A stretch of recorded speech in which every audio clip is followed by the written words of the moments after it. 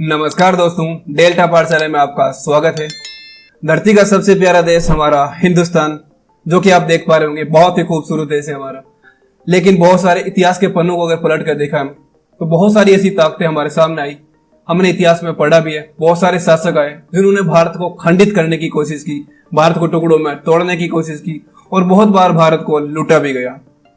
लेकिन ब्रिटिशर्स ने तो हद ही कर दी थी और भारत को दो टुकड़ों में, पाकिस्तान और हिंदुस्तान के रूप में बांट कर अलग कर दिया। लेकिन आज भी बहुत सारी ऐसी ताकतें हैं जो भारत को एक साथ देखना नहीं चाहती और भारत को बहुत सारे टुकड़ों में बांटने की कोशिश कर रहे हैं।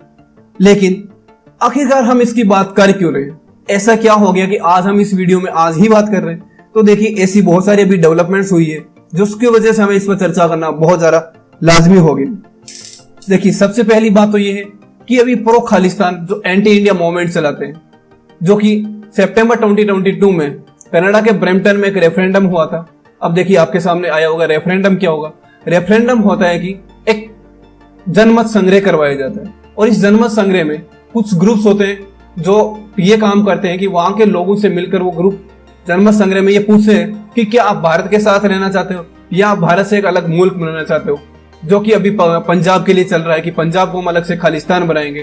तो वो कहते हैं कि क्या आप खालिस्तान बनाना चाहते हो, आजाद खालिस्तान, आजाद पंजाब, या फिर आप भारत के साथ रहना चाहते हो। और इस जनमत संग्रह के बेसिस पर वो एक डिमांड करते रहते हैं कि हमें एक अलग खालिस्तान बनाना होगा, खालिस्तान बनाना ही चाहिए। तो ये ऐसी मूवमेंट चलती रहती है, इसे बोलते हैं रेफरेंडम। और अभी फिर से ये हो रहा है कि अभी एक नई डिक्लेरेशन, एक वहां का एक एनजीओ है, अब एनजीओ के बारे में आगे जानेंगे। उस एनजीओ कहता है कि 6 नवंबर 2022 को हम कनाडा के ओंटारियो में फिर से एक रेफरेंडम कंडक्ट करवाएंगे और देखेंगे कि क्या प्रो खालिस्तान या फिर इंडिया के साथ किस प्रकार के लोगों का रुझान है, वो हम देखने की कोशिश करेंगे। तो आखिरकार सबसे पहला सवाल ये आता है कि कनाडा में जाकर वो लोग रेफरेंडम करवा रहे हैं, ये कहां तक लाजमी है? अरे भाई साहब, अगर आपको रेफरेंडम ही करवाना है तो भारत के साथ में अगर रहना है, नहीं रहना है, तो पंजाब में आकर रेफरेंडम करवाइए। अगर दूसरे देश में आप रेफरेंडम करवा रहे हो, इसका मतलब कहीं ना कहीं बाहरी ताकतों के द्वारा आपको सपोर्ट किया जा रहा है और बाहरी ताकतें भी नहीं चाहती कि भारत एक साथ रहे, भारत के खंडित हो, भारत एक टुकड़ों में बढ़ जाए, ये बाहरी ताकतें चाहती है। तो खैर, हम देखते हैं कि वो कौन सा एनजीओ जो इस पर काम कर रहा है। उस एनजीओ का नाम है सिक्स फॉर जस्टिस। अब वो एनजीओ बहुत बार ऐसी घटनाएं कर चुका है। फिर इंडिया गवर्नमेंट कनेडियन गवर्नमेंट के साथ मिलकर बातचीत भी करती है, लेकिन कनेडियन गवर्नमेंट कहती है कि हम इंडिया की टेरिटोरियल इंटेग्रिटी है उसकी हम पूरी तरीके से सम्मान करते हैं। लेकिन फिर इंडिया गवर्नमेंट कहती है कि देखिए, आप ये तो बात करते हो, लेकिन फिर आप एडिक्वेट स्टेप क्यों नहीं लेते हो? जो एंटी इंडियन, जो रेडिकल मूवमेंट एलिमेंट्स है या जो ऐसे इवेंट्स ऑर्गेनाइज करवाने वाले लोग हैं, ऐसे इवेंट ऑर्गेनाइज करवाने वाले ग्रुप है, उनके खिलाफ आप एक्शन क्यों नहीं लेते हो?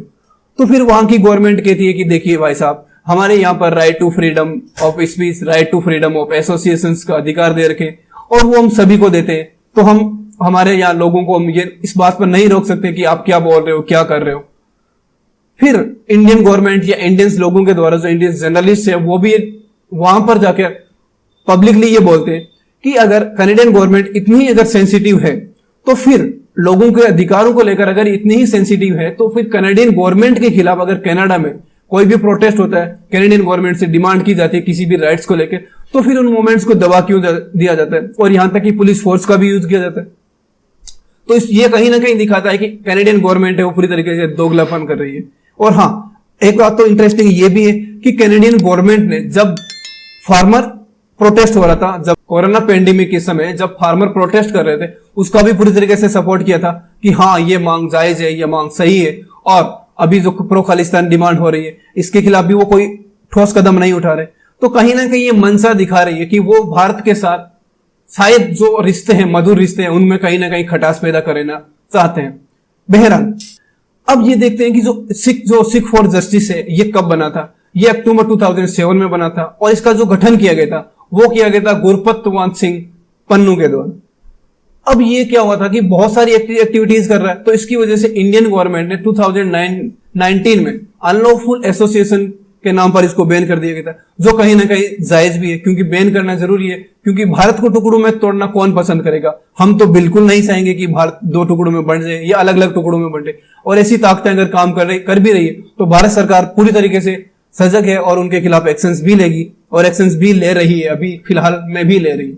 और जब मैं ये वीडियो रिकॉर्ड कर रहा हूं तब एक बात और भी सामने आई है कि जर्मनी ने भी पीओके के लिए पाकिस्तान का पूरी तरीके से सपोर्ट किया कि पाकिस्तान सही कह रहा है। तो देखिए अभी ये सारी चीजें क्यों हो रही है, ये चीजें इसलिए हो रही है क्योंकि जब रसिया और यूक्रेन का जो वॉर चल रहा है और उस वॉर में इंडिया ना तो रसिया का सपोर्ट कर रहा है ना यूक्रेन का सपोर्ट कर रहा है। हाँ, इंडिया इतना जरूर कर रहा है कि रसिया से जो क्रूड ऑयल है जो सस्ते में हमें मिल रहा है, नेचुरल गैसेज जो सस्ते में मिल रही है, वो इंडिया जरूर वहां से इंपोर्ट कर रहा है। अब इंडिया कह रहा है कि हमारी एनर्जी सिक्योरिटी के लिए जरूरी है। अगर आप ऐसा नहीं चाहते तो फिर आप जो भी कंट्रीज पर बैन लगा रखा है, चाहे ईरान हो चाहे वेनेजुएला, वहां पर बैन हटा दीजिए, हम वहां से नेगोशिएशन करके वहां से क्रूड ऑयल ले लेंगे। आप ऐसा भी नहीं कर रहे हो।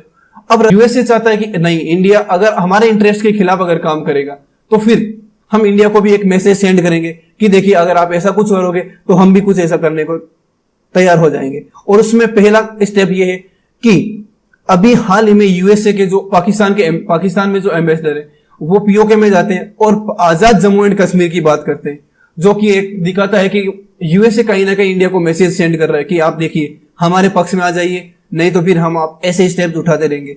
और अगर हम देखें अभी के डेवलपमेंट्स के बेसिस पर जो कनाडा में जो हो रहा है, जो ये मोमेंट फिर से रेफरेंडम करवाने की बात कर रहे हैं, शायद कहीं ना कहीं यूएसए इनडायरेक्टली उसका सपोर्ट कर रहे होंगे और पाकिस्तान तो पूरी तरीके से सपोर्ट कर ही रहा है। देखिए पाकिस्तान सपोर्ट जरूर करेगा और करता ही रहेगा। पाकिस्तान ने अपना साइड एक अहम ही बना लिया है कि हम इंडिया को कभी भी शांत नहीं बैठने देंगे, चाहे हमारे खिलाफ कुछ भी हो। हमारा देश सही से रह पाए नहीं रह पाए, हमारी जनता सलामत रह पाए नहीं रह पाए, क्योंकि अभी हाल ही में पाकिस्तान में बहुत भयंकर तरीके से बाढ़ आई, लोग पूरी तरीके से मुश्किल हालात में, पाकिस्तान की इकोनॉमी तबाह हो चुकी है और पूरे वर्ल्ड से वो डिमांड भी कर रहे हैं कि हमारी आप मदद कीजिए। यूएसए भी पाकिस्तान के बिहाफ पे ये वर्ल्ड से गुहार लगा रहा है कि आप पाकिस्तान की मदद कीजिए, लेकिन पाकिस्तान तो है कि बाजी नहीं आ रहा। पाकिस्तान कह रहा है कि हमारे साथ कुछ भी हो जाए, इंडिया शांति से नहीं बैठना चाहिए, इंडिया में शांति नहीं आनी चाहिए। खैर वो उनका मुद्दा है। अब इंडिया गवर्नमेंट को भी कुछ ना कुछ स्टेप लेने होंगे और इंडियंस को भी कुछ ना कुछ स्टेप्स लेने होंगे। अब इंडिया गवर्नमेंट को कनेडियन गवर्नमेंट के साथ टेबल टॉक जरूर करनी होगी और कुछ एग्रेसिव स्टेप्स लेने होंगे। उनको समझाना होगा कि देखिए आपको कुछ ना कुछ करना होगा और हमें भी उनको कुछ ना कुछ एक मैसेज सेंड करना होगा ताकि वो समझ पाए कि हाँ, इंडिया अब वो इंडिया नहीं रहा है जिसकी हम पहले कल्पना करते थे। अब इंडिया बदल चुका है और पूरी तरीके से बदल भी रहा है और हम एक अमृतकाल के दौर से गुजर रहे हैं। एस्पायरेशंस भी है, हमारी आकांक्षाएं भी है कि हम एक डेवलप्ड कंट्री बनने वाले 2047 तक। तो अगर आप हमारे साथ कोऑपरेशन नहीं करोगे तो शायद ये आपके भी हित में नहीं होगा और हमारे हित में भी नहीं होगा। तो मिलकर बढ़ते हैं ताकि एक शांतिपूर्ण विश्व का निर्माण कर सकें।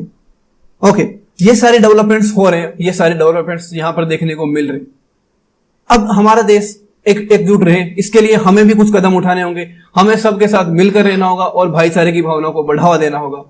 इसी नोट के साथ आज का वीडियो को यहीं पर खत्म करते हैं। Thank you very much.